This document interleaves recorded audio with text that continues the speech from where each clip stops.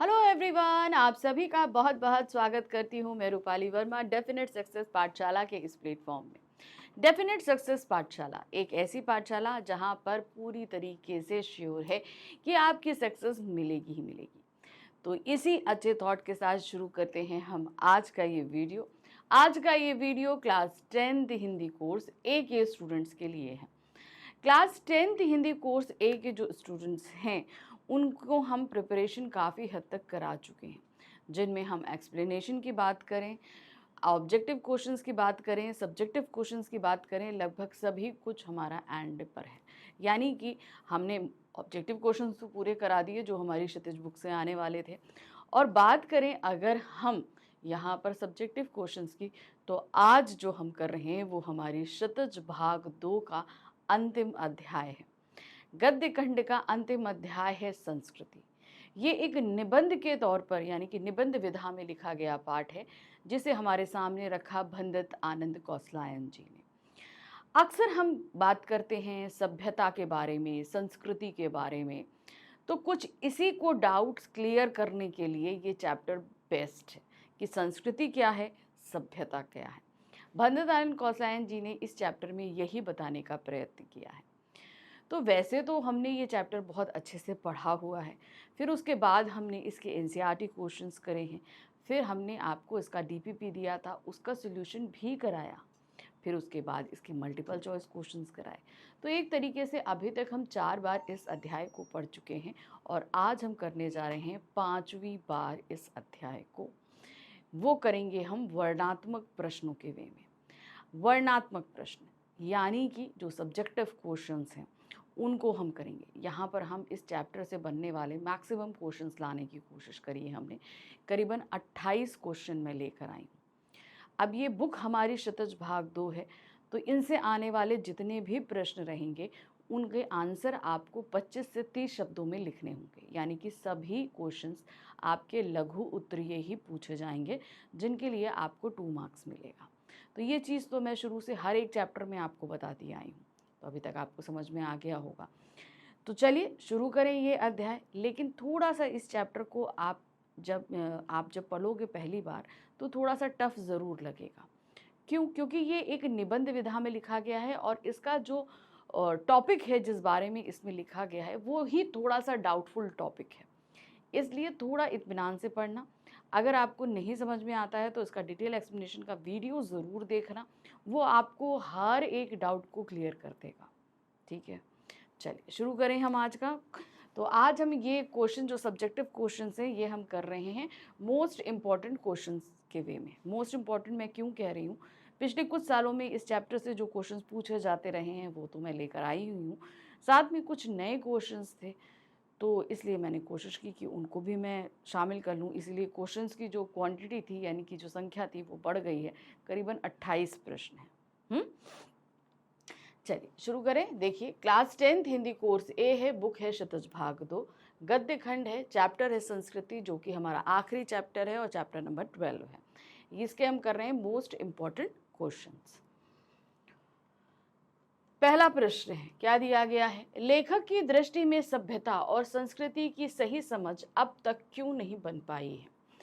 इसका सबसे बड़ा कारण है कि इन जो शब्द हैं संस्कृति और सभ्यता, ये अपने आप में टफ हैं। हर कोई इसे अपनी अपनी तरीके से एक्सप्लेन करता है और ये तब और ज़्यादा टफ हो जाते हैं जब इनके आगे हम कुछ विशेषणों को लगा देते हैं।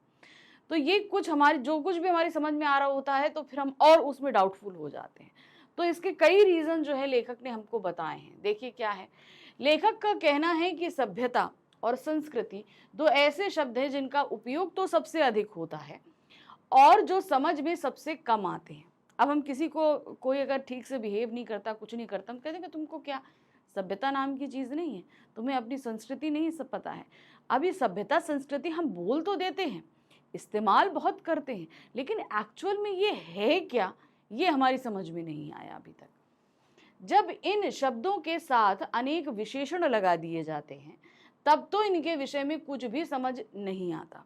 भाई ऐसे तो समझ आ ही नहीं रहा था और ऊपर से कुछ विशेषण से लगा दिए गए, जैसे आध्यात्मिक संस्कृति हो गई, आध्यात्मिक सभ्यता हो गई। तो ऐसे जो ये आध्यात्मिक शब्द लगा दिया गया या ऐसे बहुत से सारे विशेषण इसके साथ लगाए जाते हैं, तब इसको समझना और ज़्यादा मुश्किल हो जाता है। अब तक यह भी नहीं पता कि सभ्यता और संस्कृति एक ही हैं या दो अलग अलग वस्तुएं हैं।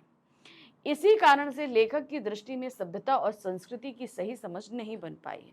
भाई हम इस्तेमाल करते हैं, बहुत सारे लोग बोलते हैं कि भाई ये एक ही है, कुछ का मानना है अलग अलग है, लेकिन अगर आपने ये चैप्टर पढ़ा है तो आप सबको पता ही होगा कि संस्कृति से ही सभ्यता का जन्म होता है। ये दोनों एक दूसरे के पूरक हैं।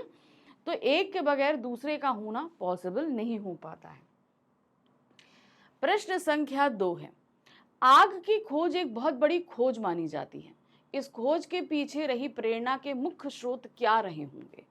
अब देखिए, आजकल हम जितनी भी चीजें हम इस्तेमाल करते हैं सब एनर्जी बेस्ड है। अब बेसिकली जब ये फर्स्ट टाइम ये एनर्जी हमें कहाँ से मिल रही थी? हमें सन से मिल रही थी। सन हमारा नेचुरल एनर्जी सोर्स है, ठीक है। लेकिन अब जब सन नहीं रहता है तब क्या? तब हमारे काम आती है आग। अब सोचिए, अब ये जाहिर सी बात है प्री हिस्टोरिक के टाइम का समय होगा, यानी कि प्रागैतिहासिक काल का समय रहा होगा जब इस आग की खोज करी गई, यानी कि जब हम स्टोन एज में रहते होंगे, ठीक है। तो उस समय भाई हम शिकार करते थे, कच्चा मांस खा लेते थे। तो फिर ये समझ में आया कि भाई अगर हम आग में पका कर खाएं तो ये खाना हमारे लिए कहीं ना कहीं ज़्यादा फायदेमंद रहेगा और टेस्टी भी रहेगा। टेस्टी भी हो जाता है, फायदेमंद भी हो जाता है, तो ये सोचा गया होगा। फिर अब आग के और भी बहुत ज़्यादा उपयोग हैं। आग जलाकर हम क्या कर सकते हैं? रात में रोशनी हम कर सकते हैं। उस समय जानवर बहुत भयानक हुआ करते थे, उनसे हम अपना बचाव कर सकते हैं, ठीक है ना। तो आग जो है वो ठंड से बचाने का काम भी करती है, यानी ठंड के समय रात में आग जला दो तो आपको तो ठंड। तो मेन जो प्रेरणा का स्रोत रहा होगा वो मेरे हिसाब से भोजन रहा होगा, ठीक है। तो चलिए देखते हैं क्या आग की खोज क्यों मानी जाती है बड़ी। आग की खोज एक बहुत बड़ी खोज है, क्योंकि आग की खोज से पहले घर घर में चूल्हा नहीं जला था, ठीक है। चूल्हा तो नहीं जलता था। पहले क्या होता था भाई, हम शिकार करते थे और कच्चा मांस ही खा लेते थे। जब आग ही नहीं है तो चूल्हे नाम की चीज का कुछ पता ही नहीं था। मानव समाज को अग्नि देवता का साक्षात्कार नहीं हुआ था। मनुष्य पेट की भूख को कच्चा भोजन चबाकर ही शांत करता था। वह पशु तुल्य भोजन करता था, किंतु आग के आविष्कार की प्रेरणा का मुख्य स्रोत पेट की ज्वाला ही रहा होगा। अब चूंकि आग माना कि मेन जो हुआ होगा उसका आविष्कार, कहते हैं ना कोई काम अगर हमें करना है तो उसके करने के लिए हमें कोई प्रेरणा होनी चाहिए। जैसे अब आप है, अब आप 10th का एग्जाम दोगे तो आपकी प्रेरणा क्या है? आप आगे चल के फ्यूचर में क्या बनना चाहते हो, ये मेनली डिपेंड करता है कि नहीं करता है। अब वही प्रेरणा आपको अभी पढ़ने के लिए इंकरेज कर रही है। आप पढ़ोगे, मार्क्स अच्छे आएंगे तो आप आगे जब किसी कॉम्पिटिटिव एग्जाम में बैठोगे तो वो आपके लिए हेल्पफुल रहेगा। रहेगा कि नहीं रहेगा? तो वो आपका प्रेरणा का स्रोत है। कोई भी काम करने के लिए हमें ये ज़रूरी होता है कि हमारे पास कोई प्रेरणा हो। अब जैसे सिंपल है, मम्मा अगर घर में खाना बनाती है तो अगर वो बना रही है तो उनका प्रेरणा का स्रोत क्या है? आप लोगों को अच्छा पौष्टिक शुद्ध खाना मिले, ताज़ा फ्रेश खाना मिले, है ना। अपने बच्चे, अपने पति, अपने घर वालों की देखभाल के लिए वो ऐसा खाना बनाती है ना। तो हर कोई भी, हम कोई भी एक छोटा सा काम भी करते हैं तो उसके पीछे कोई ना कोई प्रेरणा होती है। अब आग इतना बड़ा आविष्कार क्यों था? क्योंकि आग के आविष्कार के बाद धीरे धीरे हमारा रहन सहन बदलने लगा था। इसको समझिएगा, बेसिक क्या चीज़ है। इसलिए बड़ी खोज मानी गई। भाई अभी तक हम क्या था, हम कच्चा खाना खा रहे थे। जब आग हमें मिली तो हमने खाना पकाकर खाने लगा। खाना पका के खाने लगे तो खाने में ही वेरिएशन हो गई कि नहीं हो गई? फिर अब उसके बाद हमने देखा कि रात में, इससे हम रात में, पहले क्या होता था, सुबह हुई से लेकर और सूरज ढलने तक का ही हमारे पास समय रहता था। उसके बाद अंधेरे में हम कुछ कर नहीं पाते थे, जब वो रोशनी नहीं होती तो वो समय हमारा खत्म। तो उस समय हमें छुप कर रहना पड़ता था क्योंकि रात में निशाचर जानवर भी निकलते थे। अब क्या हुआ, हमारे पास आग हुई तो हमारा दिन बढ़ गया, हमारा काम करने का टाइम हमारा ज़्यादा बढ़ गया। फिर उसके बाद क्या हुआ, हमने बाहर निकलना शुरू किया तो इस आग से जानवर डरने लगे, तो उनको भी हमने डराना शुरू कर दिया, उन्हें अपना गुलाम बनाना शुरू कर दिया। अब हमने जब अपना गुलाम बनाया तो हमारे बहुत सारे काम उनसे होने लगे। धीरे धीरे ये एनर्जी सोर्स बढ़ता गया। आग की एनर्जी को हमने क्या किया, अपने यूज में इस्तेमाल किया। हमने बहुत सारी धातुओं को पिघलाया, अपने लिए औजार बनाए। धीरे धीरे अब वो सारी चीजें डेवलप होती चली गई। अब देखिए, आज अगर हम एक एयर फ्रायर या माइक्रोवेव भी इस्तेमाल करते हैं तो उसमें भी कहीं ना कहीं हीट का इस्तेमाल हम कर रहे हैं। अब वो हीट जन्मी भी उसी आग से ही है कि नहीं? वो आग ही प्रेरणा रही कि बगैर जलाए हम आग का इस्तेमाल कैसे कर सकते हैं। प्रश्न संख्या 3 है, वास्तविक अर्थों में संस्कृत व्यक्ति किसे कहा जा सकता है? वास्तविक अर्थों में संस्कृत व्यक्ति कौन होता है? मोस्टली अगर आज जो जिसने ये ना पढ़ा वो कहेगा भाई संस्कृत तो शब्द है, एक भाषा है, तो उसमें व्यक्ति क्या बोलेंगे। लेकिन इस पाठ के अनुसार अगर हम चलें तो संस्कृत व्यक्ति वो कहलाता है जो लोक कल्याण की भावना से किसी आविष्कार को करता है, किसी भी चीज का आविष्कार करता है जिसमें सभी की भलाई शामिल हो। ध्यान रखिएगा, वो करने वाला व्यक्ति क्या कहलाता है? संस्कृत व्यक्ति। अब इस पाठ में न्यूटन को संस्कृत व्यक्ति कहा गया, जिसने आग की खोज करी उसे न्यूटन व्यक्ति कहा गया, जिसने सुई धागे की खोज करी उसने जो है उसको संस्कृत व्यक्ति कहा गया। बेसिकली कोई व्यक्ति जब सभी की भलाई के लिए सोचते हुए किसी एक चीज का आविष्कार करता है तो वो व्यक्ति संस्कृत व्यक्ति कहलाता है। वास्तविक अर्थों में संस्कृत व्यक्ति उसे कहा जा सकता है जो किसी नई चीज की खोज करता है। उसकी संतान को वह पूर्वजों से अनायास ही प्राप्त हो जाती है। अतः जो व्यक्ति अपनी बुद्धि अथवा विवेक से किसी भी नए तथ्य का दर्शन करता है वह व्यक्ति ही वास्तविक संस्कृत व्यक्ति कहलाता है। तो अब वो खोज कर रहा है तो जाहिर सी बात है अपने बुद्धि और विवेक का काम करेगा।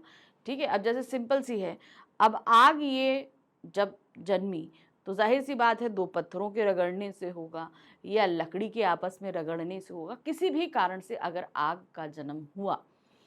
अब ये तो कहीं लिखा नहीं है कि कैसे हुआ, जैसे भी हुआ होगा। अब ये दो पत्थर आपस में रगड़े तो उस व्यक्ति ने देखा होगा अरे ये दो पत्थर आपस में रगड़ रहे हैं, इसके अंदर से एक चिंगारी निकल रही है, तो अगर इस चिंगारी को हम किसी सूखे चीज पे कर दें तो देखें क्या होता है। तो ये व्यक्ति का दिमाग था, उसका विवेक था, जिसने इस चीज को, क्योंकि भाई जब दो पत्थर घिसलते हैं तो उसमें से सिर्फ एक चिंगारी मात्र ही तो निकलती है, वो आग तो होती नहीं है। लेकिन उस चिंगारी को आग के रूप में ले आने के लिए उस व्यक्ति ने अपने दिमाग का इस्तेमाल किया होगा, अपने विवेक का इस्तेमाल किया होगा, तभी तो उसने आग का रूप लिया। तो इसलिए वो व्यक्ति जो लोक कल्याण की भावना से अपने दिमाग और विवेक का इस्तेमाल करते हुए किसी नई चीज की खोज करता है उसे हम संस्कृत व्यक्ति कहते हैं। प्रश्न संख्या 4 है, न्यूटन को संस्कृत मानव कहने के पीछे कौन से तर्क दिए गए हैं? ठीक है, न्यूटन आप सभी को पता है कि उसने गुरुत्वाकर्षण के सिद्धांत की खोज करी थी। न्यूटन द्वारा प्रतिपादित सिद्धांतों एवं ज्ञान की कई नई बारीकियों को जानने वाले लोग भी न्यूटन की तरह संस्कृत नहीं कहला सकते। क्यों? अब न्यूटन, आपने बोला ना कि भाई न्यूटन एक दिन सेब के पेड़ के नीचे लेटा था तो सेब ऊपर से टपका और नीचे ही गिरा। तब न्यूटन ने ये सोचा कि भाई हर एक चीज जिसको हम ऊपर उछालें या ऊपर है तो वो हमेशा नीचे ही क्यों आती है, वो आकाश में भी तो जा सकती है, आकाश में क्यों नहीं जाती। अब उसकी इस बात ने उसे एक नए सिद्धांत को खोजा कि मतलब ये धरती ही है जो अपनी तरफ हर एक चीज को आकर्षित करती है। कोई भी भारी सी भारी चीज हो, कुछ भी हो, ऊपर आप उछालोगे तो वो नीचे आएगी आएगी। तो इसलिए ये क्या हो गया, उन्होंने ये जान लिया कि भाई ये गुरुत्वाकर्षण है। अब उस गुरुत्वाकर्षण का सिद्धांत उन्होंने खोजा, इसलिए उनको क्या कहा गया? संस्कृत व्यक्ति कहा गया। अब उनकी इस खोज को आज के जो रसायन विज्ञान के विद्यार्थी हैं या न्यूटन के जो बच्चे हैं उन्हें ये सिद्धांत विरासत रूप में मिल गया। उन्हें इस सिद्धांत को खोजने के लिए कुछ नहीं करना पड़ा, क्योंकि उन्हें पता है कि भाई गुरुत्वाकर्षण नाम की एक चीज है, ये हमें पता है। अब क्या हुआ कि अब उन्होंने तो खोज कर ली न्यूटन ने, तो वो संस्कृत व्यक्ति कहलाए, क्योंकि उन्होंने ये खोज अपने दिमाग से, अपने विवेक से, धीरज के साथ करी, पता किया, सारी चीजें लगाई और ये उन्होंने पता कर लिया।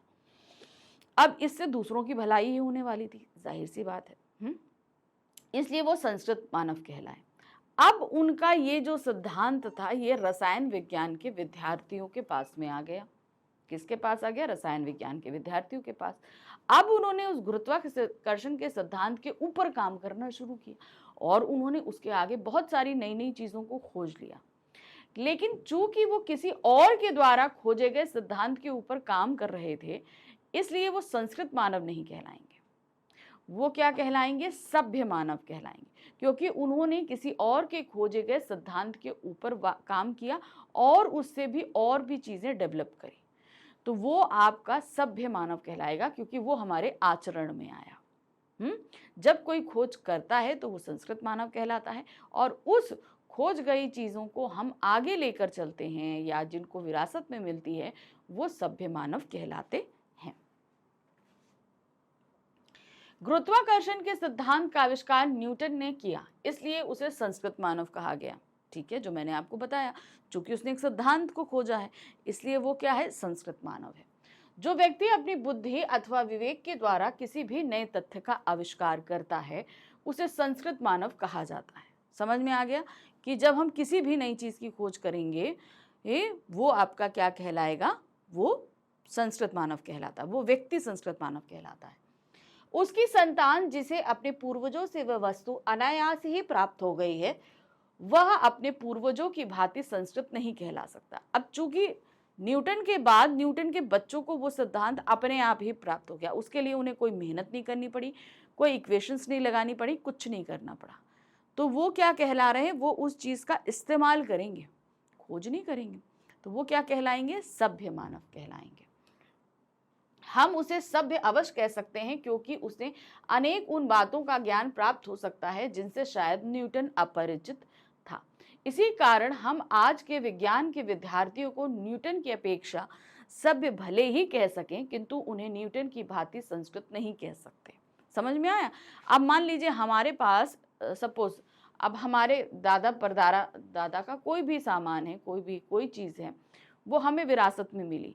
दादा की मिली, पापा को मिली, फिर पापा के बाद मुझे मिली, अब मैं अपने बाद अपने बच्चों को दूंगी, तो वो हमारे खानदान की विरासत के तौर पर चल रहा है।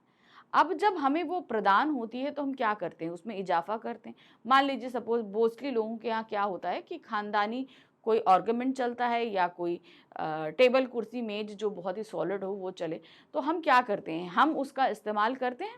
ठीक है, हम उसको पॉलिश करते हैं, बढ़िया चमकाते हैं और अपने पास रखते हैं। ठीक है, आगे वाली पीढ़ी को क्या। लेकिन जिस किसी ने उसे अर्न किया होगा, उसके लिए मेहनत करी होगी, उसे खरीदा होगा। मान लीजिए हमारे पास एक हार है, ठीक है, अब वो हमारे दादी का है, परदादी का है, तो उसको बनवाने के लिए दादाजी ने मेहनत करी होगी ना। फिर वो परदादा से दादाजी के पास आया, दादाजी से पापा के पास आया, पापा से मेरे पास आया, मेरे पास मेरे बच्चों को जाएगा। तो अब ये क्या हो रहा है? उसे किसी एक व्यक्ति ने अर्न किया और उसे 3-4 पीढ़ियां उसका फायदा, उसका इस्तेमाल करते हुए आ रही हैं, लेकिन उसका रखरखाव तो कर रही हैं। ठीक है, वो कहीं से टूट फूट रहा है तो उसको बनवा रही हैं या उसको मॉडिफाई कर रही हैं।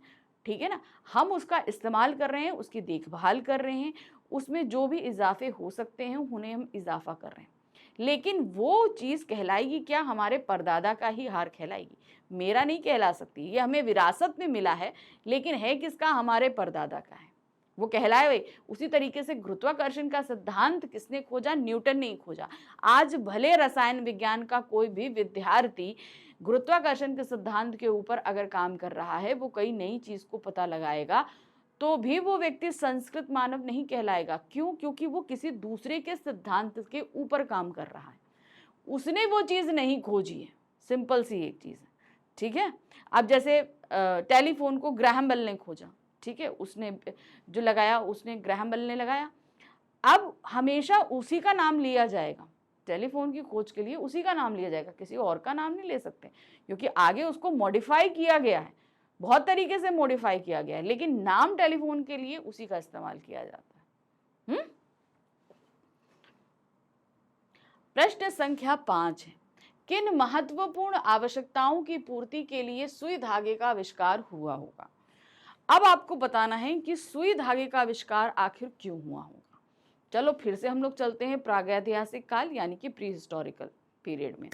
अब ये जो प्री हिस्टोरिकल पीरियड था, अब उस दौरान हम लोग कपड़े नहीं पहनते थे, ठीक है, सिंपल से ऐसे समझिए, हम लोग कपड़े नहीं पहनते थे, हम लोग के पास आग नहीं थी, हम लोग स्टोन एज में थे, कच्चा मांस खाते थे, जो कंदमूल जो चीज़ें हमें मिल जाती थी खाने लायक होती थी हम खाते थे, किसी तरह के कपड़े नहीं पहनते थे।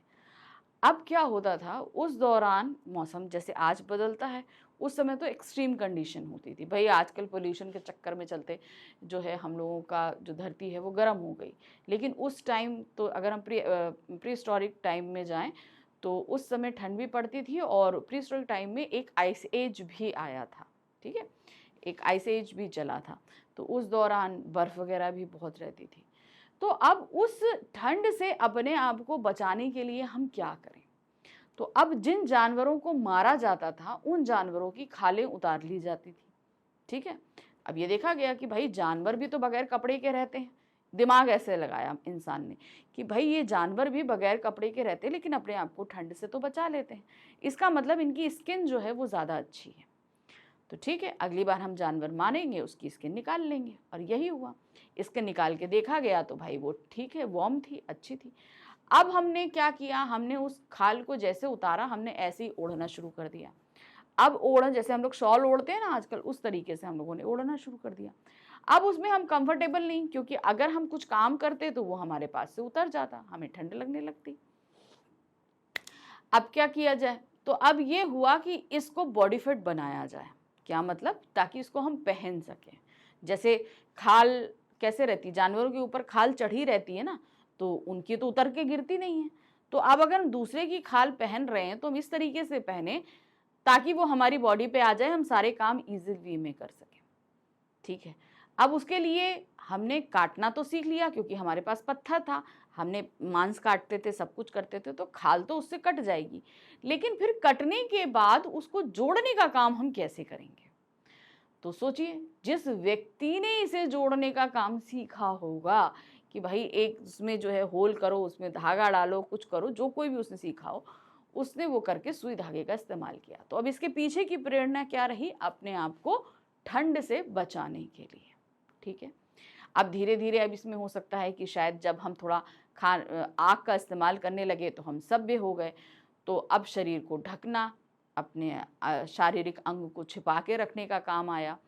फिर उसके बाद ये हुआ कि भाई अब थोड़ा फैशनेबल हम बनने लगे।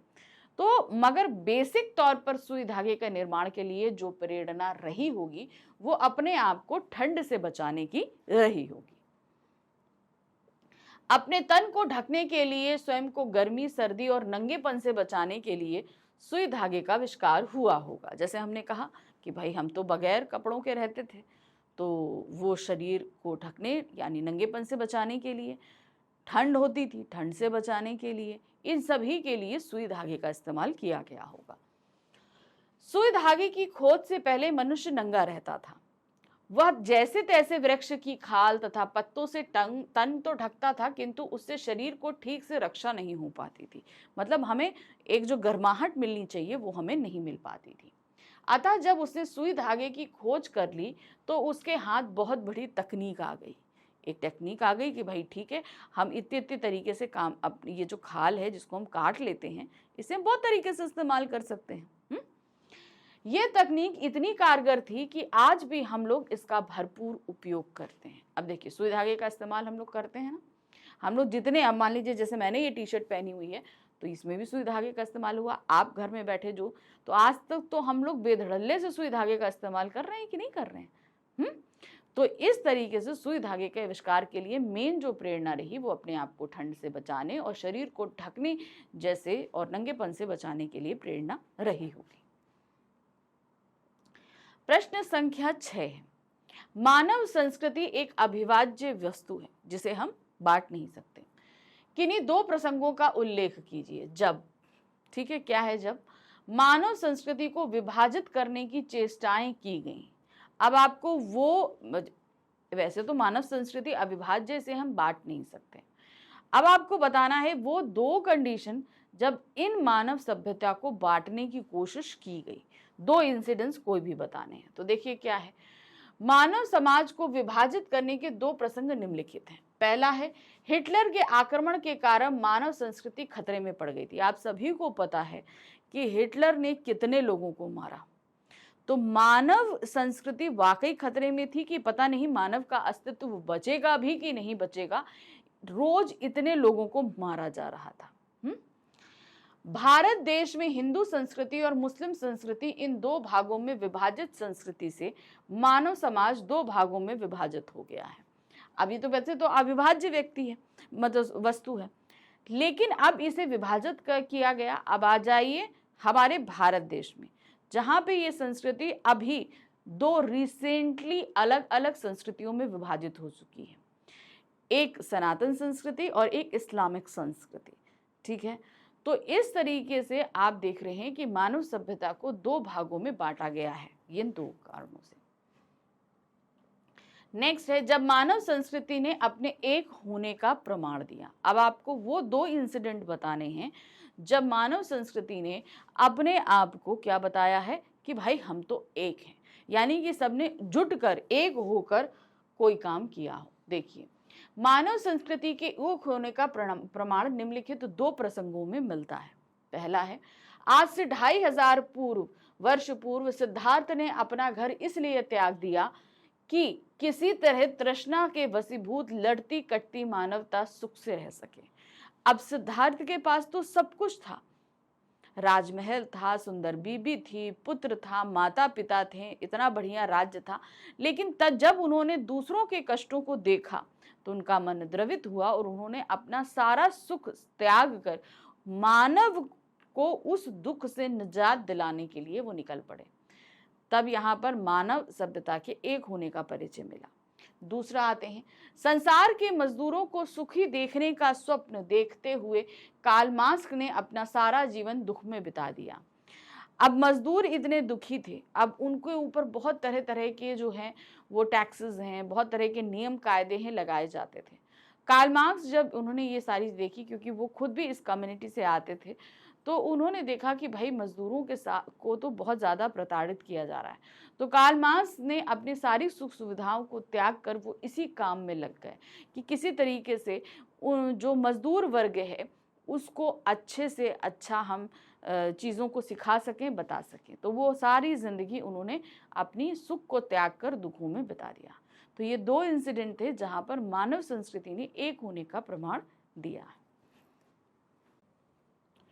प्रश्न संख्या 7 है, मानव की जो योग्यता उसमें आत्म विनाश के साधनों का आविष्कार कराती है, हम उसे संस्कृति कहें या असंस्कृति? पंक्ति का आश्रय स्पष्ट कीजिए। अब ध्यान रखिए, मैंने क्या बोला, संस्कृति क्या है? जब लोक कल्याण की भावना से किसी चीज का आविष्कार किया जाए तो वो संस्कृति कहलाती है। लेकिन यहाँ मानव की जो योग्यता यानी कि उसकी जो क्वालिटी है, आत्म विनाश के साधनों का आविष्कार करे, यानी कि अपने आप को ही डिस्ट्रॉय करने के किसी साधनों का आविष्कार करे। अब उसे हम संस्कृति कहेंगे या असंस्कृति? क्योंकि अब जब हम किसी ऐसी चीज का आविष्कार करें, जैसे मान लीजिए पिस्तौल है, अब पिस्तौल का आविष्कार किया क्यों गया, पहले ये बताओ। इससे किसी का फायदा हुआ? जाहिर सी बात है, अगर हम चलाएंगे तो दूसरे वाले को चोट लगेगी, दूसरा चलाएगा तो हमें चोट लगेगी। जाहिर सी बात है, ये तो है नहीं कि भाई हम आविष्कार कर रहे हैं तो उसका इस्तेमाल सिर्फ हम करेंगे, आगे कोई नहीं करेगा। उसका आविष्कार कोई हमारे खिलाफ भी कर सकता है, हमें भी लग सकती है। तो एक तरीके से हम अपने आप को डिस्ट्रॉय करने यानी कि मानव सभ्यता को खत्म करने का एक तरीका खोज रहे हैं। अब जैसे ये परमाणु बम है, एटम बम है, ये जितनी भी चीजें खोजी गई, ये मानव सभ्यता के विनाश के लिए ही। आज के समय में विश्व में कई जगह युद्ध चल रहे हैं और इन सारी चीजों, इन बम, एटम बम, मिसाइल और ना जाने क्या क्या चीजों का इस्तेमाल किया जा रहा है। इससे लाखों लोग मर रहे हैं। तो ये इस चीज का जब आविष्कार किया गया तो ये तो नहीं सोचा गया था कि इससे दूसरों की भलाई होगी, बिल्कुल नहीं सोचा गया। ये पता था कि इसका इस्तेमाल होगा तो लोग मरेंगे। तो इसके पीछे जो छिपी भावना थी, ये लोक कल्याण की भावना नहीं थी, यानी कि मानव सभ्यता के कल्याण की भावना तो थी ही नहीं। तो जहां पर हम आत्म विनाश के साधनों का इस्तेमाल कर रहे हैं, ये हमारी संस्कृति नहीं, असंस्कृति कहलाती है। क्या कहलाती है?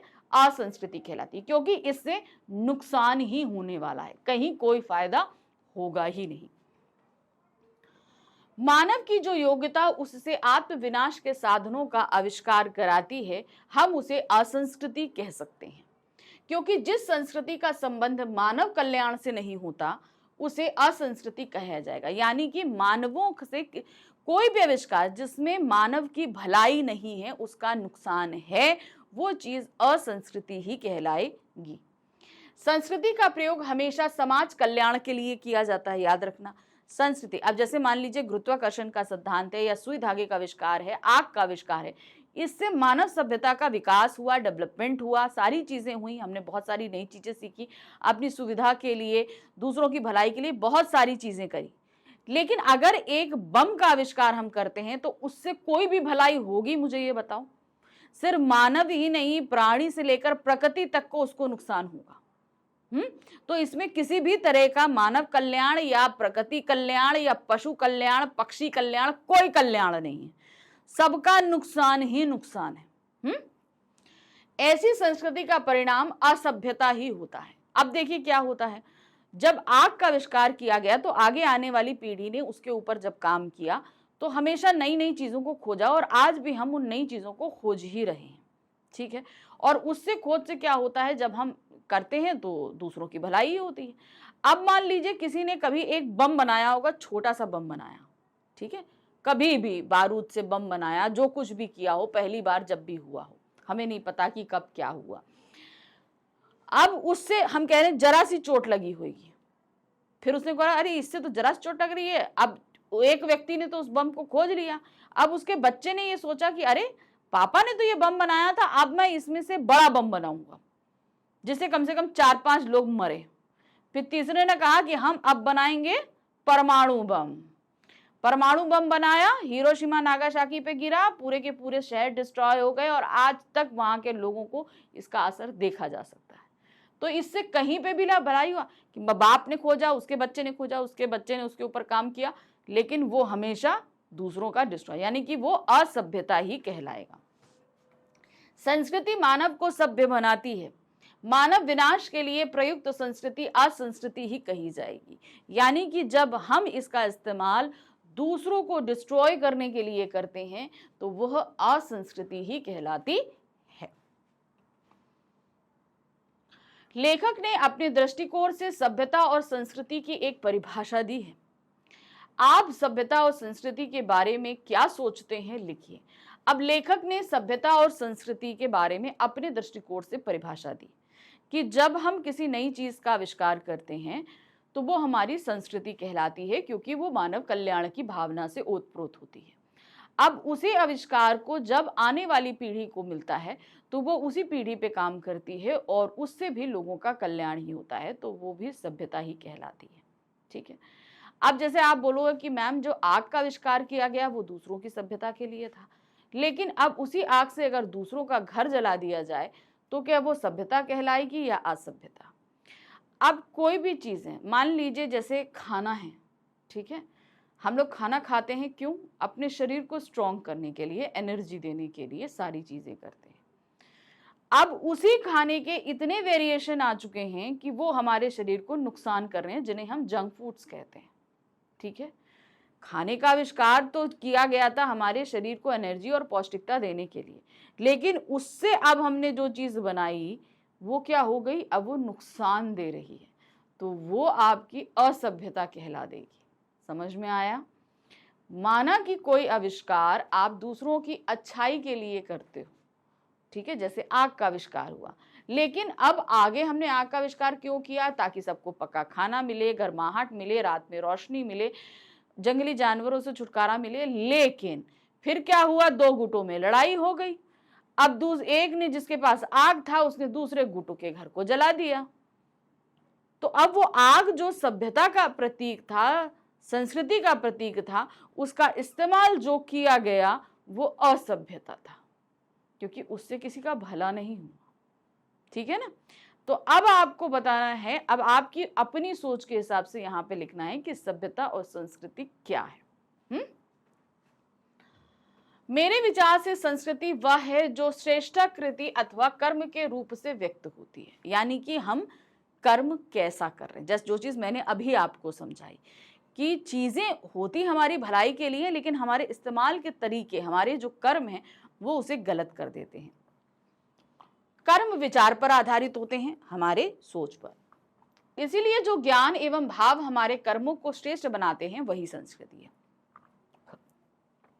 अब इसको ऐसे समझिए, हमने जैसे अभी बताया कि मतलब हम किसी भी काम को जब दूसरों की भलाई के लिए सोचते हुए करते हैं, हमेशा कोई भी सोच हो, कोई भी कार्य हो, अगर दूसरे की भलाई के लिए है तो वो संस्कृति है। संस्कृति का कार्य ही हमें अच्छे कार्यों की ओर ले जाना है। संस्कृति हमारे भौतिक जीवन को सुधारती है और हमारी सभ्यता को विकसित तथा उन्नत बनाती है। हमेशा ध्यान रखिए, अच्छी भावना से किया गया काम सिर्फ हमें फायदा नहीं देता, वो सभी को सुख और फायदा देता है और हमारा विकास करता है, हमारी प्रगति होती है, हम उन्नति करते हैं। जो समाज जितना अधिक सुसंस्कृत होगा, सभ्यता भी उतनी ही अधिक विकसित तथा उन्नत होगी। अब जैसे हम आप लोगों ने सुना होगा ना सिंधु घाटी सभ्यता, वहां पे हमें हड़प्पा के तो नहीं, मोहनजोदाड़ो के बहुत अवशेष मिले। वहां पर जो भी अवशेष मिले उसको देखकर लगता है कि ये सभ्यता बहुत ही डेवलप थी, यहाँ के लोग बहुत बौद्धिक थे, उनके क्रियाकलाप सारी चीजें, तो वही चीज था कि वहां के लोग क्या थे, जितने अधिक सुसंस्कृत थे, यानी कि उन्होंने जो कोई भी चीज, चाहे कुएं बनाए हों, चाहे नालियां बनाई हों, चाहे कुंड बनाए हों, सब चीजें, तो वो सभ्यता उतनी ही उन्नत करी। सिंधु घाटी सभ्यता में देखिए हर चीज, इवन आज की जो प्लान्ड सिटीज बनाई जा रही हैं वो सिंधु घाटी सभ्यता से ही प्रेरणा लेकर बनाई जा रही है। वो सभ्यता जिसे हम अपनी संस्कृति की सबसे पहली सभ्यता मानते हैं, वो आज भी लोगों को प्रेरणा दे रही है। तो वो क्या है, वो सभ्यता थी, वो संस्कृति थी, है ना। तो वो उसकी वजह से हम आज भी उन्नति कर रहे हैं, हम आज भी विकास कर रहे हैं। प्रश्न संख्या 9 है, किस तरह के व्यक्ति को सभ्य कहा जा सकता है परंतु संस्कृत नहीं, और क्यों? ठीक है, अब इसी से मिलता जुलता दूसरा चीज है, सभ्य और संस्कृत व्यक्ति में क्या अंतर बताया गया है। अब आपको बताना है किस तरह का व्यक्ति सभ्य कहा जा सकता है परंतु संस्कृत नहीं। ठीक है, जब हम किसी की दूसरे की खोजी हुई चीजों पर कार्य करते हैं, उन्हें इस्तेमाल करते हैं अपनी उन्नति, अपनी प्रगति के लिए, तब हम सभ्य कहलाते हैं। ठीक है, अब हम संस्कृत इसलिए नहीं कहलाएंगे क्योंकि हमने किसी उस नई चीज को खोजा नहीं है, बनाया नहीं। ठीक है, हम किसी दूसरे की चीज खोजी हुई, किसी दूसरे ने खोजी है, हम उस पर काम करेंगे तो हम सभ्य कहलाएंगे, संस्कृत नहीं। लेकिन जिसने उस चीज को खोजा है वो संस्कृत व्यक्ति कहलाएगा और हम सभ्य व्यक्ति कहलाएंगे। जिस व्यक्ति ने किसी नए तथ्य का दर्शन अर्थात कोई आविष्कार किया है, किसी भी नई चीज का, जैसे मैंने बोला कि न्यूटन ने गुरुत्वाकर्षण सिद्धांत का किया, कि जिस व्यक्ति ने आग का किया, जिस व्यक्ति ने सुई धागे का किया, जिसने भी आविष्कार किया, वो सभी क्या कहलाएंगे, आपके संस्कृत व्यक्ति कहलाएंगे। वह तो संस्कृत व्यक्ति होता है परंतु उसकी संतान को वह अविष्कृत वस्तु अनायास ही प्राप्त हो जाती है। अब मान लीजिए मैंने अगर किसी चीज को खोजा है तो मेरे बच्चों को तो वो एक गिफ्ट स्वरूप में मिल जाएगी ना, उन बच्चों को उसके लिए कुछ नहीं करना पड़ा है, मैंने मेहनत करी थी, मैंने अपनी सोच से किया था और वो मेरे बच्चों को स्वतः ही प्राप्त हो गई। इससे वह अपने पूर्वजों की भांति सभ्य तो बन जाता है परंतु उसे संस्कृत नहीं कहा जा सकता। ठीक है, अब जैसे न्यूटन ने गुरुत्वाकर्षण का सिद्धांत खोजा, खोजने के बाद उसने उसका इस्तेमाल भी किया, बहुत सारी चीजों में किया, सब कुछ किया, तो एक तरीके से उसने अपनी खोजी गई चीजों पर काम किया, सब कुछ किया, तो वो संस्कृत कहलाया। और वो सभ्य भी है, क्यों? संस्कृत भी है, सभ्य भी है, इसलिए क्योंकि वो उन चीजों का इस्तेमाल भी कर रहा है। लेकिन अगर न्यूटन के बच्चे को वो सिद्धांत मिला तो वो सभ्य कहलाएगा, क्यों? क्योंकि उसने उसका आविष्कार नहीं किया, वो उसका इस्तेमाल कर रहा है। सर, इसका कारण यह है कि उसे वह चीज बिना किसी क्षमता का उपयोग किए अनायास ही प्राप्त हो गई, अपने आप प्राप्त हो गई।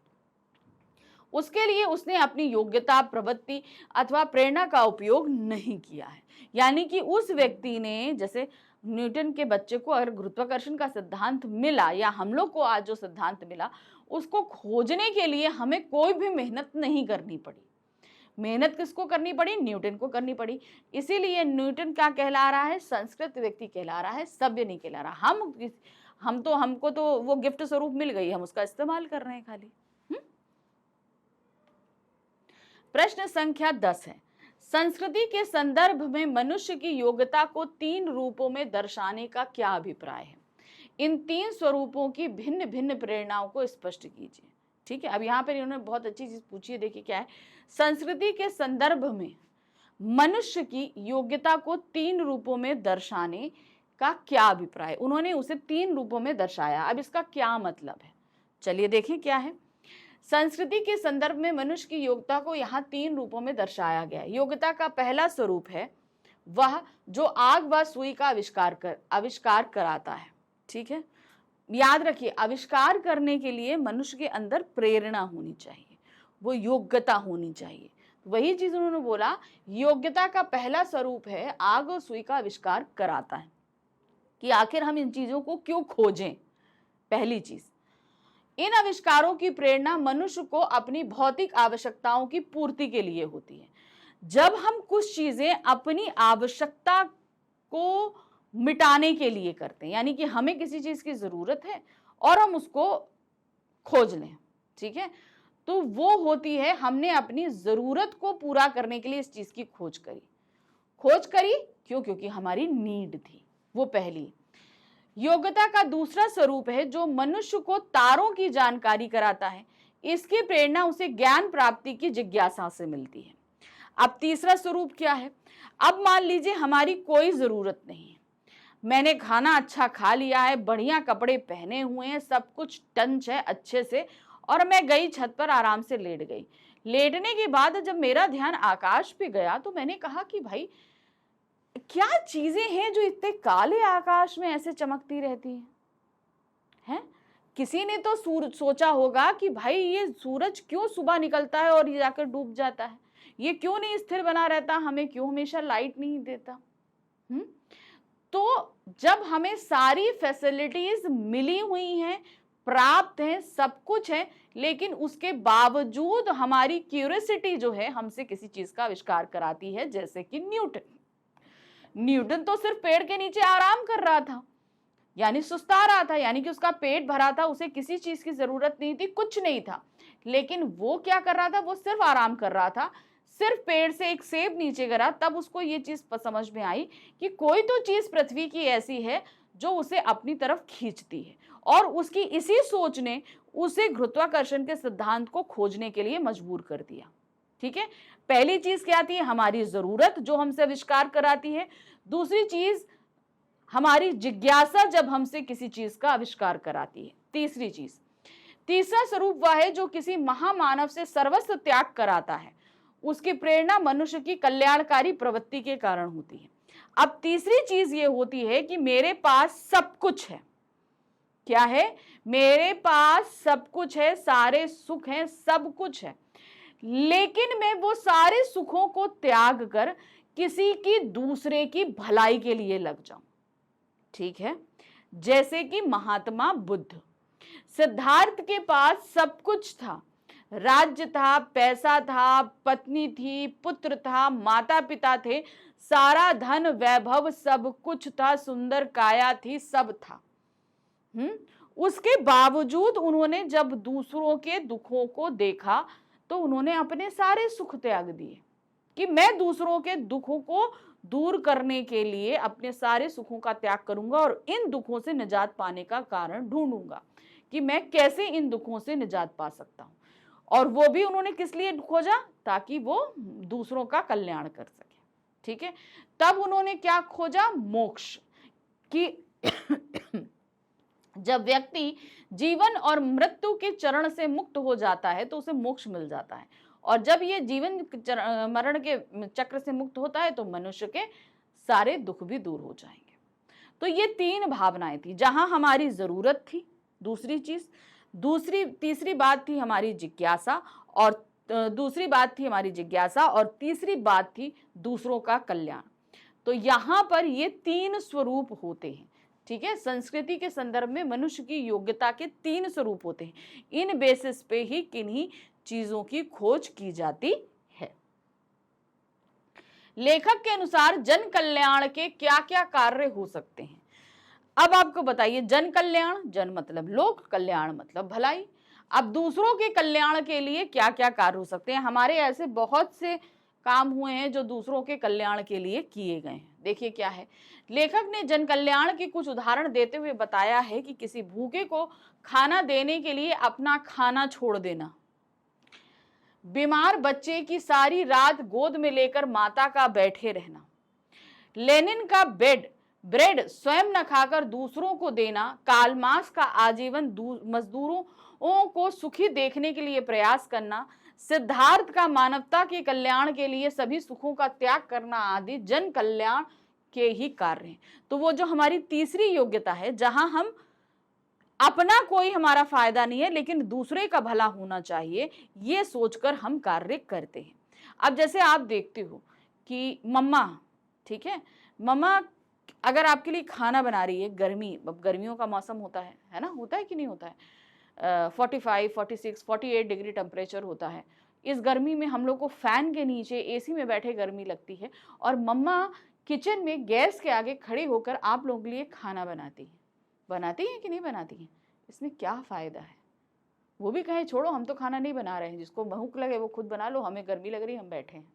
लेकिन नहीं, मम्मा तो सबके लिए बनाती है। आपकी तबीयत खराब है तो वो अपनी नींद छोड़कर सारी रात आपका भलाई करती है। तो ये होती है जन कल्याण की भावना, जहां पर हम अपना सुख, अपना फायदा नहीं देखते, हम दूसरे का फायदा देखते हैं। जिनमें लेनिन की बात करें, हम कार्ल मार्क्स की बात करें, ऐसे ही हमारे बहुत सारे जो हैं और भी महापुरुष हुए, जिनमें हम ज्योतिबा फुले का नाम ले सकते हैं। हमारे यहाँ रंतिदेव हुए। रंतिदेव ने अपने आगे परोसा हुआ थाल जो है वो दूसरे भूखे व्यक्ति को दे दिया, ठीक है।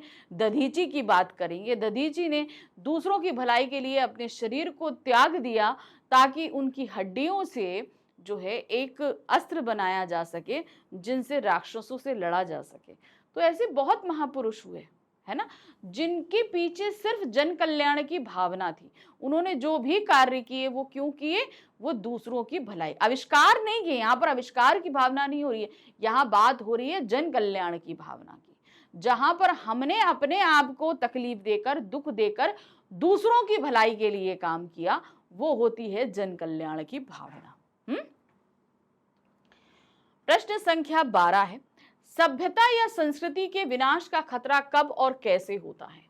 अब मान लीजिए जब हम मानव के विनाश के लिए हथियारों का इस्तेमाल करते हैं तो जाहिर सी बात है सभ्यता और संस्कृति, इन दोनों का ही विनाश का खतरा बना रहता है। देखिए क्या है, सभ्यता और संस्कृति खतरे में तब बढ़ती है जब किसी जाति अथवा देश पर अन्य लोगों की ओर से विनाशकारी आक्रमण किए जाते हैं। जैसे अभी आप प्रेजेंट टाइम में देख रहे हैं, रूस यूक्रेन के बीच युद्ध चल रहा है, इजराइल, ईरान, हमास, बहुत ये युद्ध चल रहे हैं। तो यहाँ पर अपनी हिफाजत के लिए हो, दूसरे की जमीन पर कब्जा करने के लिए हो, किसी भी तरीके से हो, जब हम दूसरी सभ्यता पर आक्रमण करते हैं तो वो क्या होता है? उससे विनाश होता है। हिटलर के आक्रमण से मानव संस्कृति खतरे में पड़ गई थी, बात सही है। हिटलर जितनी तेजी से पर डे लोगों को मार रहा था, वो ये खतरा था कि जल्द से जल्द, मतलब आप समझ लीजिए कि मानव सभ्यता का आधा हिस्सा उसने मार दिया था अपने जीवन काल में, इतने लोगों को मारा था उसने। तो मानव सभ्यता ही खतरे में हो गई कि पता नहीं मानव का अस्तित्व बचेगा भी कि नहीं बचेगा। धर्म, जाति, संप्रदाय या वर्ग भावना से प्रेरित होकर किए जाने वाले दंगों से भी सभ्यता एवं संस्कृति के खतरे बढ़ जाते हैं। जब हम किसी भी तरह का युद्ध करते हैं, हम जेनोसाइड करते हैं, किसी भी तरह की कोई भी चीजें होती हैं, लिंचिंग्स होती हैं बहुत तरीके की, तो इन सभी में कहीं ना कहीं लोग मरते हैं और तब मानव सभ्यता खतरे में आ जाती है। प्रश्न संख्या 13 है, लेखक ने किसे कूड़ा करकट कहा है और क्यों? कूड़ा करकट, संस्कृति का कूड़ा करकट किसको कहा है? ये चीज देखिए क्या कहा है। लेखक ने हिंदी संस्कृति को कूड़े करकट का ढेर कहा है। वह हिंदुओं की वर्ण व्यवस्था का विरोधी है जिसमें परिश्रमी लोगों को पदलित किया जाता है। अब यहाँ पर उन्होंने क्या बोला, हमारे यहाँ जैसे कि मैं आपको पहले भी कई वीडियोस में ये चीज बता चुकी हूँ कि जो वर्ण व्यवस्था आप जानते हैं अभी, वो दूसरों को सिर्फ दबाने के लिए है। अभी जो वर्ण व्यवस्था चल रही है, इसको ऐसे समझिएगा, हमारे यहाँ हिंदू समाज में 4 वर्ण माने जाते हैं, ब्राह्मण, क्षत्रिय, वैश्य और शूद्र। ठीक है, ये चीज आज के समय में जन्म के आधार पर डिसाइड होती है। अगर आपने ब्राह्मण खानदान में जन्म लिया तो आप ब्राह्मण कहलाएंगे, अगर आप क्षत्रिय में जन्म लेते हैं तो आप क्षत्रिय कहलाएंगे, आप वैश्य वर्ण में जन्म लेते हैं तो आप वैश्य कहलाएंगे, शूद्र में जन्म लेंगे तो आप शूद्र कहलाएंगे, और आपके जो कार्य हैं आप वही करेंगे। लेकिन जब ये वर्ण व्यवस्थाएं बनाई गई थी तो ये इस तरीके की नहीं थी। हमने कहा ना, समय के साथ चीजें बदलती हैं। आज अगर हम बोलेंगे तो ये व्यवस्था वाकई ही विकृत हो चुकी है, लेकिन जिस सोच के साथ ये वर्ण व्यवस्था बनाई गई थी वो उम्दा थी। कैसे? अब मैंने आपको पहले भी ये उदाहरण दिया हुआ है कि मान लीजिए कि मैं जो है, आप बहुत अच्छा दिमाग है मेरा, मैं व्यापार बहुत अच्छा करती हूँ, तो मैं कहीं पर भी जन्म लूं लेकिन मैं वैश्य कहलाऊंगी। क्यों? क्योंकि भाई मेरा दिमाग तेज है, मैं व्यापार अच्छा कर लेती हूँ, मोल तोल अच्छा कर लेती हूँ। जैसे आप हैं, अब आप अगर मान लीजिए बहुत स्ट्रांग हैं तो आप दूसरों को प्रोटेक्शन दे सकते हैं, तो आप क्षत्रिय कहलाएंगे। आप में से कोई बच्चा पढ़ने में बहुत अच्छा है, बहुत अच्छा दूसरों को समझा सकता है, सब कुछ कर सकता है, तो आपके पास विद्या का ज्ञान है, आप ब्राह्मण कहलाएंगे। अब आप में से कोई एक ऐसा बच्चा होगा या कोई भी ऐसा जो ना इन तीनों ही काम को नहीं कर सकता, ना वो पढ़ाई में अच्छा है, ना वो स्ट्रांग है, ना उसका दिमाग तेज है। अब इस कंडीशन में वो क्या करेगा, वो बाकी लोगों की हेल्प करेगा काम करने में, तो वो क्या कहलाता है, शूद्र। उसके हाउस होल्ड वर्क, उसको काम करने में जो भी हेल्प की जरूरत है वो उसकी हेल्प करेगा, वो शूद्र कहलाएगा। तो यहाँ पर व्यक्ति के दिमाग और उसकी कैपेसिटी के अनुसार एक वर्ण व्यवस्था बनाई गई थी। ठीक है, लेकिन क्या हुआ, धीरे धीरे आगे बहुत सारे ऐसे लोग आए जो स्वार्थी थे, उन्होंने इस वर्ण व्यवस्था के स्वरूप को बदल दिया, उन्होंने अपने फायदे के अनुसार काम किया। फिर ये हुआ कि भाई अगर मैं ब्राह्मण हूं, मैं पढ़ने लिखने में अच्छी हूं, तो मेरे जो बच्चे होंगे वो भी ब्राह्मण ही होंगे, चाहे वो पढ़ना लिखना जाने या ना जाने, कोई मतलब नहीं है, लेकिन वो ब्राह्मण कहलाएंगे। ये वर्ण व्यवस्था का विकृत स्वरूप सामने आ गया, लेकिन बनी इस मैटर से नहीं थी। तो इसीलिए ये वर्ण व्यवस्था आज में संस्कृति का कूड़ा कबाड़ है। अब इसे कूड़ा करकट क्यों कहा गया है? क्योंकि ये व्यक्ति की बुद्धि और उसकी योग्यता को जो है वो कारगर नहीं करने देती।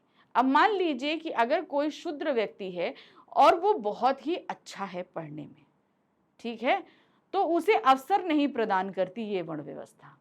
ये वर्ण व्यवस्था उसे अवसर नहीं प्रदान करती कि वो अच्छा पढ़े, आगे चल के किसी अच्छे ऊंचे पद पर बैठे। तो ये वर्ण व्यवस्था लोगों को दबाने, गिराने और संस्कृति को कहीं ना कहीं डिस्ट्रॉय करने का काम करती है, इसलिए ये संस्कृति का कूड़ा करकट कही गई है। प्रश्न संख्या 14 है, असंस्कृति व असभ्यता से क्या अभिप्राय है? संस्कृति जब हम किसी चीज का आविष्कार लोक कल्याणकारी भावना से करते हैं, यानी कि हम दूसरों का फायदा करने के लिए, दूसरों का कल्याण करने के लिए किसी चीज का आविष्कार करते हैं, तो वो संस्कृति कहलाती है। लेकिन जब हम किसी ऐसी चीज का आविष्कार करें जहां पर कल्याण की भावना ना होकर विनाश की भावना शामिल हो, तो वो असंस्कृति कहलाती है। उससे हम किसी चीज का आविष्कार करें तो वो असंस्कृति कहलाएगी, और जब हम उसका इस्तेमाल करेंगे तो वो असभ्यता कहलाएगी। मानव की जो योग्यता उससे आत्मविनाश के साधनों का आविष्कार कराती है, वह असंस्कृति कहलाती है।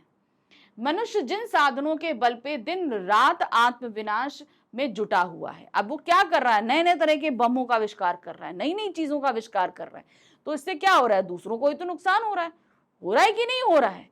इतने सारे लोगों की मौत हो रही है कि नहीं हो रही है? आप बंदूक ले लो, एटम बम ले लो, छुरी ले लो।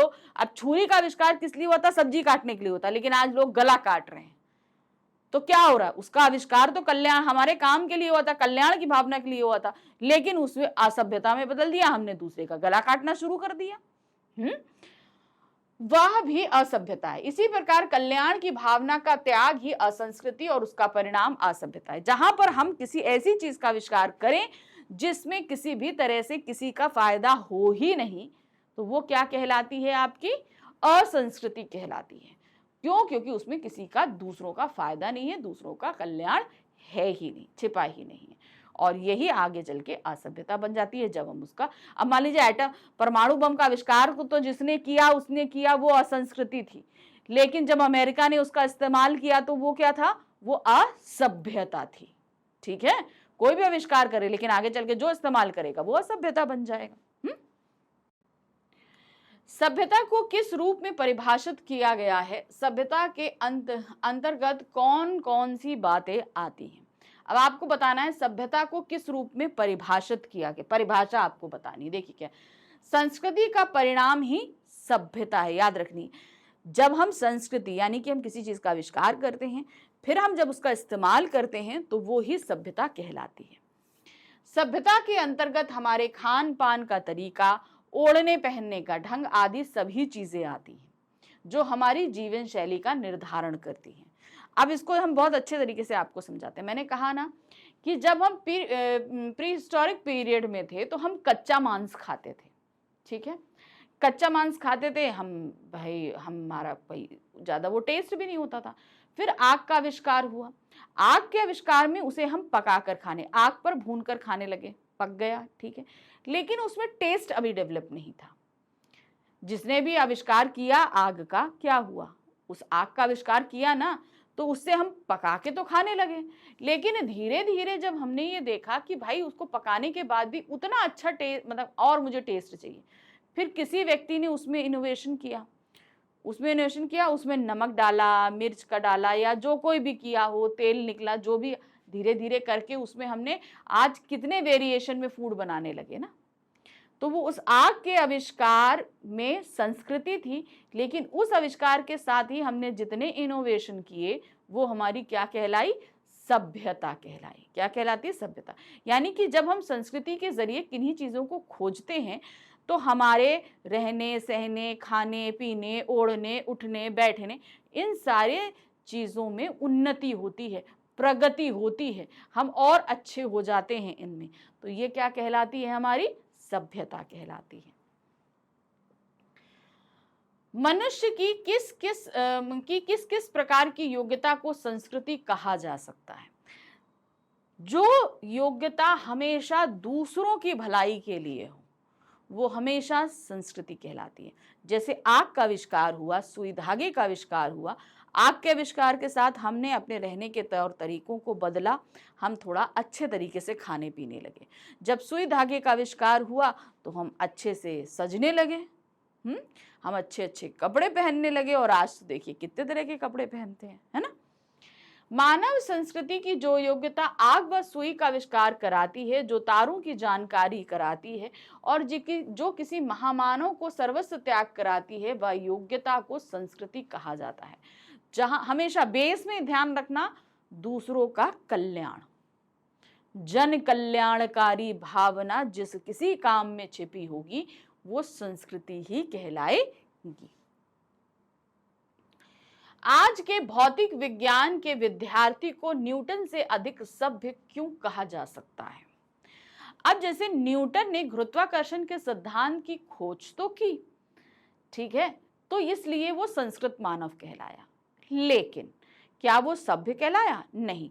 उसने खुद ने तो उस गुरुत्वाकर्षण के, जाहिर सी बात है उसने खोज करी, तो उसने उस सिद्धांत से पे कुछ काम भी किया होगा, उसने इसका इस्तेमाल भी किया होगा, ठीक है, लेकिन कुछ ही कर पाया होगा। लेकिन आज जब रसायन विज्ञान के यानी कि केमिस्ट्री के स्टूडेंट्स जब उस सिद्धांत पर और काम करते हैं तो वो क्या होते हैं, उसके और चीजों को खोजते हैं, निकालते हैं, ठीक है।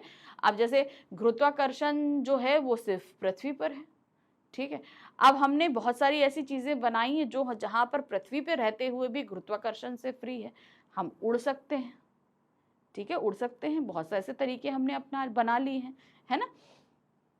तो क्या है, जब इन आविष्कार गुरुत्वाकर्षण के सिद्धांत के ऊपर ही आगे और खोज की गई तो हमने क्या देखा कि भाई वो व्यक्ति ज्यादा सभ्य हुआ न्यूटन से, क्योंकि न्यूटन ने तो सिर्फ सिद्धांत को खोजा था, लेकिन उस सिद्धांत में और सारी चीजों को खोजने का काम रसायन विज्ञान के विद्यार्थियों ने किया। इसलिए ये न्यूटन से ज्यादा सभ्य हैं, मगर न्यूटन संस्कृत मानव कहलाएगा। क्यों? क्योंकि उसने खोज करी थी। ये संस्कृत नहीं कहलाएंगे, भले ये गुरुत्वाकर्षण के सिद्धांत में आगे चाहे जितनी चीजों को खोज लें, लेकिन वो संस्कृत नहीं कहलाएंगे, क्योंकि वो किसी दूसरे की खोजी हुई चीजों पर काम कर रहे हैं, उसे आगे लेकर जा रहे हैं। इसलिए वो सभ्य कहलाएंगे, संस्कृत नहीं कहलाएंगे। और ज्यादा सभ्य इसलिए कहलाएंगे क्योंकि उन्होंने उन्हीं खोजी हुई चीजों पर काम किया है। आज के भौतिक विज्ञान के विद्यार्थी को न्यूटन से अधिक सभ्य इसलिए कहा गया है क्योंकि वह न्यूटन के गुरुत्वाकर्षण सिद्धांत से तो परिचित हैं ही, परंतु उसके साथ उसे और भी अनेक बातों का ज्ञान है। यानी कि गुरुत्वाकर्षण को वो जानते हैं, लेकिन गुरुत्वाकर्षण में क्या क्या एलिमेंट्स हैं आज वो लोग ये भी जानते हैं और उसे और आगे लेकर जा रहे हैं, जिनसे सभ्यता न्यूटन परिचित नहीं रहा होगा। न्यूटन को वो सारी चीजें नहीं पता रही होंगी जो आज के रसायन विज्ञान के विद्यार्थी जानते हैं। आज का भौतिक विज्ञान का विद्यार्थी क्या न्यूटन के समान ही संस्कृत भी है? कारण सही उत्तर दीजिए। आप बताइए। अभी यहाँ तो बोला गया था कि भाई न्यूटन से ज्यादा सभ्य हैं आज के विद्यार्थी, ये चीज हमने साबित कर दी। अब आपको ये बताना है कि क्या न्यूटन जितने संस्कृत हैं? नहीं, क्योंकि संस्कृत मानव कौन होता है? जो किसी नई चीज की खोज करता है। लेकिन आज के रसायन विज्ञान के विद्यार्थी क्या हैं? वो कोई नई चीज की खोज नहीं कर रहे, वो किसी दूसरे के द्वारा खोजी गई चीजों पर काम कर रहे हैं। इसलिए वो सभ्य तो कहलाएंगे, लेकिन संस्कृत नहीं कहलाएंगे। आज का भौतिक विज्ञान का विद्यार्थी न्यूटन की अपेक्षा अधिक सभ्य तो हो सकता है। इसका कारण यह है कि उसने न्यूटन के गुरुत्वाकर्षण के सिद्धांत के साथ ही और कई चीजों का ज्ञान प्राप्त कर लिया। उसने गुरुत्वाकर्षण के सिद्धांत में और बहुत सारी चीजें जान ली जो शायद न्यूटन नहीं जानता था, अतः उसमें अधिक सभ्यता आ गई है। परंतु उसने अपनी बुद्धि के बल पर किसी नई चीज का आविष्कार नहीं किया है, उसने कोई भी नई चीज का खोज नहीं की है, इसलिए वह न्यूटन के समान संस्कृत नहीं हो सकता। सिंपल सी बात है, क्योंकि वो नई चीज को खोज नहीं कर रहे, वो किसी की खोजी गई चीजों को ही आगे लेकर चल रहे हैं, आगे बता रहे हैं। प्रश्न संख्या 19 है। लेखक के अनुसार संस्कृति और सभ्यता में क्या अंतर है? क्या अंतर है?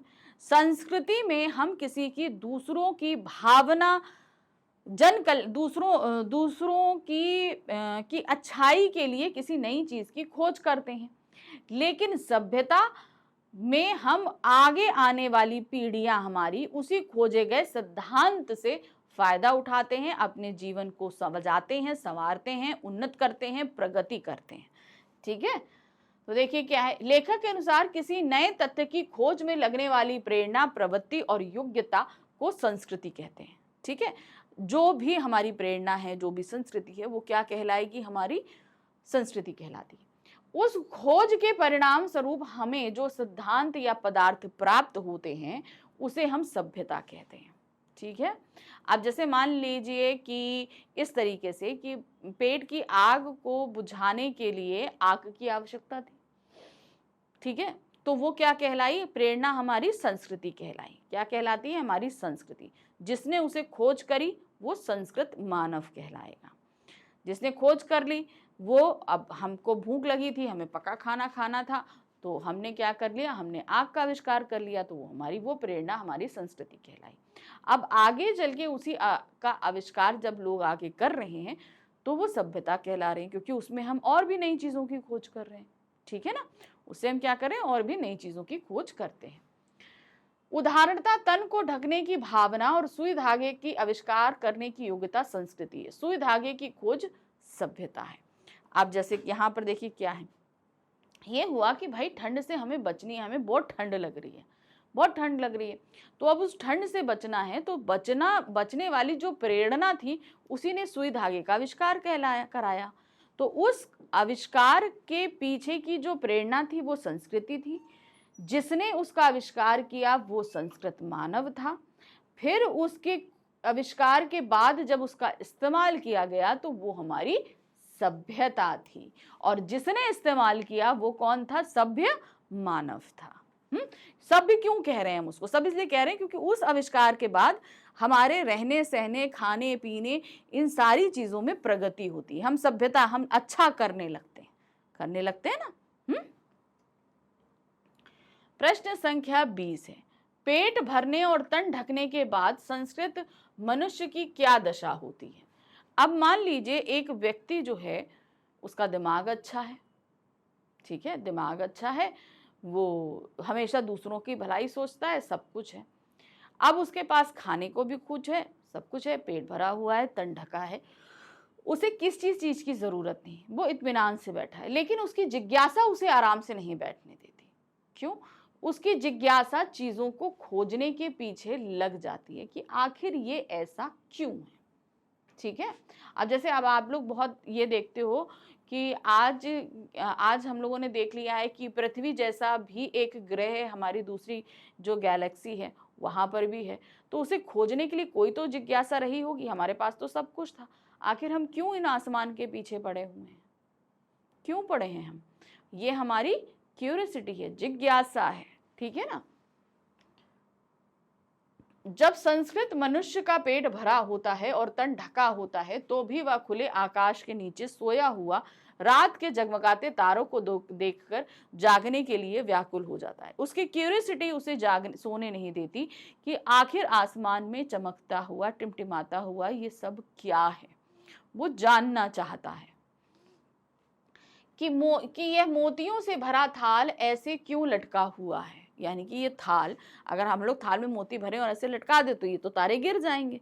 अब ये काला काला थाल ऊपर आसमान में मोतियों से भरा है क्या, और ये क्यों नहीं नीचे गिरता, और क्यों हमें ये रात में ही दिखता है, दिन में नहीं दिखता? बहुत सारी चीजें, बहुत सारे सवाल है ना।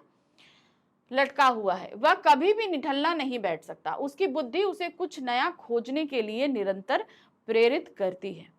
वह अपनी आंतरिक प्रेरणा से ही जन कल्याण के कार्य करता है। उसके अंदर जो प्रेरणा है उसे वो शांति से नहीं बैठने देती, वो खोजने के लिए मजबूर करती है कि आखिर ये हो क्या रहा है, क्यों हो रहा है, कैसे हो रहा है।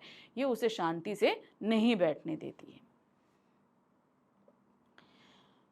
प्रश्न संख्या 21 है, खुले आकाश के नीचे सोए हुए आदमी को रात में नींद क्यों नहीं आती? इसके लिए किस प्रकार की प्रेरणा उत्तरदायी है? संस्कृति पाठ के आधार पर बताइए।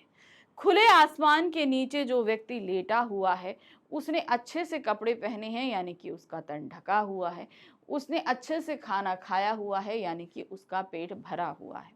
लेकिन तब भी उसकी जिज्ञासा उसे सोने नहीं देती, क्योंकि खुले आसमान के नीचे उसे जो तारे दिखाई दे रहे हैं वो आखिर क्या हैं और वो क्यों टिमटिमा रहे हैं, ये जिज्ञासा उसको सोने नहीं देती है, चैन से बैठने नहीं देती है। खुले आकाश के नीचे सोए हुए आदमी को रात में नींद इसलिए नहीं आती थी क्योंकि वह आकाश में जगमगाते हुए तारों को देखकर यह जानने के लिए परेशान था कि आखिर यह मोती भरा थाल क्या है। उसकी हमने कहा ना, जिज्ञासा, क्यूरियोसिटी उसे सोने नहीं देगी कि आखिर यह है क्या। इसके लिए उसका ज्ञान प्राप्त करने की जिज्ञासा भरी प्रेरणा उत्तरदायी है। इसके पीछे उत्तरदायी क्या है? उसकी जिज्ञासा भरी प्रेरणा। यह संस्कार उसके अंदर स्वाभाविक रूप से विद्यमान है, नेचुरली उसके अंदर ये सारी चीजें आ जाती हैं, नेचुरल रूप से आती हैं। प्रश्न संख्या 22 है, वर्तमान राजनीति में लेखक किस विचारधारा का विरोधी है? आज के वर्तमान समय में वो किस विचारधारा का विरोधी है? देखते हैं क्या है। वर्तमान राजनीति में लेखक दक्षिणपंथी हिंदू विचारधारा का विरोधी है, इसलिए वह प्राचीन हिंदू संस्कृति को कूड़ा करकट कहता है। उसे हजारों साल से चली आ रही हिंदू संस्कृति में कोई अच्छाई प्रतीत नहीं होती। लेखक का कथन है कि सनातन से किसी एक बात पर टिके रहने की अपेक्षा उसका परिष्कृत करके अपनाना अधिक उचित है। अब यहाँ वो क्या कह रहे हैं, हिंदू संस्कृति में जो कूड़ा करकट है, कूड़ा करकट मैंने आपको बताया है ना, जहां पर लोगों को अलग अलग वर्णों में, अलग अलग भागों में जो विभाजित किया गया है उसे संस्कृति की कूड़ा कपाट कहा गया है। तो वो ये कह रहे हैं कि आज के समय में हमें ये कूड़ा कपाट त्याग कर एक अच्छी विचारधारा के साथ चलने के लिए बात की गई है। यानी कि हम लोगों को अलग अलग वर्णों में बटा हुआ नहीं देखें, हम उसे एक ही मानव मानकर चलें। तो आज की राजनीति जो है वो, अब मान लीजिए जो प्राचीन वर्ण व्यवस्था हमारी जो अभी चली आ रही है, जहां लोगों को अलग अलग वर्णों में बांट दिया गया है, अलग अलग चीजों में बांटा, जातियों में बांटा गया है, जिसकी वजह से हम आपस में लड़ते रहते हैं। एक ही धर्म के होते हुए, एक ही हिंदू जाति के होते हुए हम आपस में लड़ते रहते हैं, एक दूसरे को नीचा दिखाते रहते हैं, छुआछूत और ना जाने कितना करते रहते हैं। तो आज की राजनीति में वो लोग जो अपना स्वार्थ देखते हैं, वो इन सारी चीजों का फायदा उठाते हैं और हमें और लड़ाते हैं। तो हमें अपने आपसी भेदभावों को भूलना है, इन सारी चीजों को पीछे छोड़ना है और एक अच्छी विचारधारा के साथ आगे बढ़ना है। तो अब जो हमको आपस में लड़ा रही है हमारी वर्ण व्यवस्था, उसे हमें त्याग देना है, हमें उसे नहीं अपनाना है। ठीक है, हमें अपने कर्म पर बिलीव करते हुए चलना है। कल्याण भाव से रहित संस्कृति का क्या परिणाम होगा और क्यों? संस्कृति पाठ के आलोक में स्पष्ट कीजिए। जब हम किसी भी चीज का आविष्कार करते हैं, उसमें हम दूसरों की भलाई देखते हैं, लेकिन जब हम आविष्कार करें और उसमें से दूसरों की भलाई वाला एलिमेंट निकालकर अलग कर दें, तो जो चीज बनेगी, जाहिर सी बात है, वो दूसरों को नुकसान पहुंचाने के लिए होगी। ठीक है, अब ऐसे समझिए, आप लोग बहुत सारे चीजों में देखते हो ना कि आप लोगों ने पुराने कुछ राजनीतिक तौर पे भी देखा होगा कि खाना तो दूसरों का पेट भरने के लिए होता है, लेकिन एक पूरी की पूरी फौज को मिटा देने के लिए उनके भोजन में अगर जहर मिला दिया जाए तो एक राजा जीत जाता है और दूसरा हार जाता है। एक खाना जहां कल्याण की भावना से दूसरों का पेट भरने के लिए बनाया जा रहा था, तो वो तब तक तो अच्छा था, लेकिन जब उसी खाने में जहर मिला दिया गया तो वो अकल्याणकारी हो गया, दूसरों का विनाश हो गया। तो इस तरीके से जब हम किसी भी आविष्कार में, किसी भी खोज में, किसी भी कार्य में अगर हम कल्याण की भावना को हटा देते हैं, तो वो हमेशा दूसरों का विनाश ही करती है। हमेशा ध्यान रखना, वो क्या करेगी? विनाश करेगी। इसका परिणाम हमेशा विनाश होता है। मानव के कल्याण भाव से रहित संस्कृति को संस्कृति नहीं कहा जा सकता, यानी कि जिसमें दूसरों की कल्याण की भावना ना हो। कल्याण की भावना से रहित मतलब जिसमें कल्याण की भावना ना हो, बल्कि स्वार्थ सिद्धि और दूसरों के अहित की भावना से भरी होने के कारण वह असंस्कृति ही कहलाएगी, क्योंकि उसमें हमेशा क्या है? दूसरों का विनाश है, इसलिए वो क्या कहलाएगी? असंस्कृति कहलाएगी। ऐसी संस्कृति निश्चित रूप से असभ्यता और बर्बरता को जन्म देगी। क्या देगी? वो हमेशा असभ्यता, हमेशा दूसरों की बर्बादी का ही काम करेगी, क्योंकि ऐसी स्थिति में हर मनुष्य अपना भला करने की कोशिश करेगा, चाहे दूसरे की कितनी भी हानि हो जाए। अब इसे आप आज के समय में बहुत हद तक चीजों से जोड़ सकते हो। बहुत सारे लोग सिर्फ अपनी स्वार्थ सिद्धि के लिए काम करते हैं, इससे भले दूसरे का नुकसान हो, उससे हमें मतलब नहीं। ठीक है, ये हमेशा ध्यान रखना है कि जब भी हम कोई काम करें, इसमें सिर्फ हमें अपना स्वार्थ नहीं देखना, हमें ये देखना है कि उस काम से हमारा भला तो हो, लेकिन साथ ही आसपास सबका भला हो। तो हमेशा क्या है? जन कल्याण की भावना रहेगी तो वो काम आपको भी फायदा ही देगा। पहला आविष्कर्ता किसे कहा गया है? पहला आविष्कर्ता जिसने आग का आविष्कार किया, उसे पहला आविष्कर्ता कहा गया है। पहला आविष्कर्ता उस व्यक्ति को कहा गया जिसने सबसे पहले आग या सुई धागे का आविष्कार किया, क्योंकि ये दो चीजें ऐसी बेसिक चीजें हैं जिस हमें जंगली से हम जंगली थे ना, क्या कहते हैं, आप प्रागैतिहासिक काल में जाओगे, स्टोन एज में जाओगे तो हम जंगली थे, हम कच्चा मांस खाते थे, हम नंगे घूमते थे, पेड़ पत्ते पहनते थे, इस तरीके से हम काम करते थे। लेकिन जब आग का आविष्कार हुआ, सुई धागे का आविष्कार हुआ, तो हम धीरे धीरे क्या होने लगे? सभ्य बनने लगे। हमारा रहन सहन, तौर तरीका, खान पान सब कुछ अच्छा होने लगा। पहले जैसा जानवर था हम वैसे ही थे, हम उसी तरीके से रहते थे। वैसे ही खाते थे। लेकिन इन दो आविष्कारों ने हमें जानवरों से पृथक करके हमें मानव बनाया और हमारे रहन सहन खान पीन में हमारा जो है सुधार हो गया। आज तो घर घर में आग से चूल्हा जलता है, किंतु मानव संस्कृति को सबसे पहले अग्नि देवता से परिचित कराने वाला व्यक्ति बहुत बड़ा आविष्कर्ता होगा। क्योंकि आज हमारे घर में गैस है, हम अपने घर में जब चाहें वो बनाकर खा सकते हैं कि नहीं खा सकते।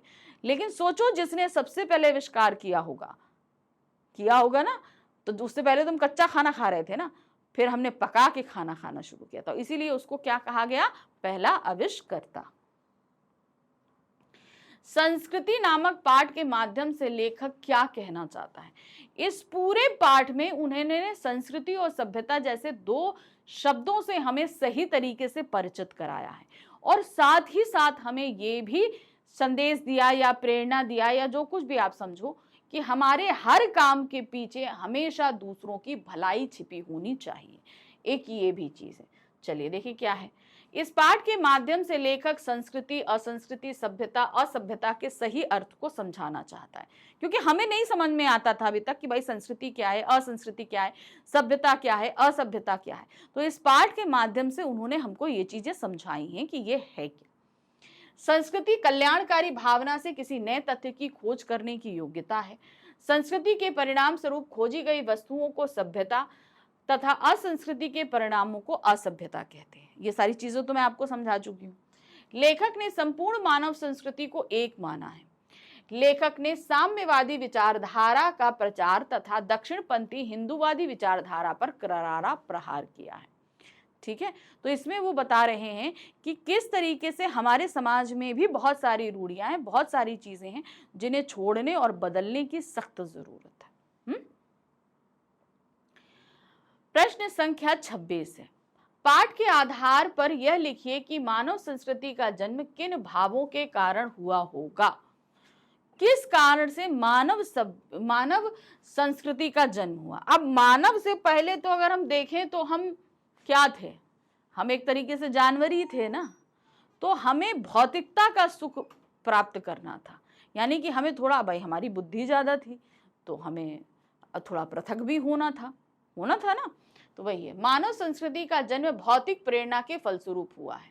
भौतिक प्रेरणा यानी कि हमारी जो नीड्स हैं। ठीक है, अब इसको ऐसे समझिए, आप चलिए स्टोन एज में टाइम में चलिए, जब हम पत्थरों के घरों में रहा करते थे, हम कच्चा मांस खाया करते थे, हम में और जानवरों में कोई फर्क नहीं था। जानवर नंगे रहते थे, हम नंगे रहते थे।